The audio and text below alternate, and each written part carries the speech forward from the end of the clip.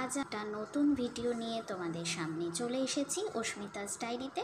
তোমরা দেখতেই পাচ্ছ, এটা হচ্ছে একটা ঘাগরার নিচে স্কার্টের অংশটা, ওপরের জামাটা খারাপ হয়ে গেছিলো, তাই আমি এই ঘাগরাটাকে একটা নর্মাল স্কার্টের লুক দেওয়ার জন্য আজকে পাড় বসাবো।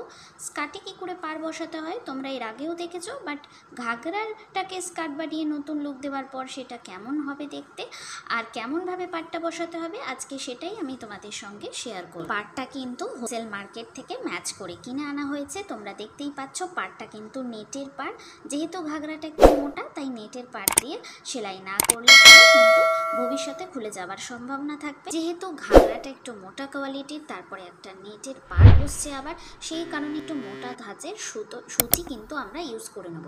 তারপর ম্যাচিং করে একটা সুতো নিয়ে নিতে হবে। সুতোটা কিন্তু একটু ডবল করেই লাগিয়ে নিতে হবে, সিঙ্গেল সুতো হলে পরে কিন্তু ছিঁড়ে যাবে।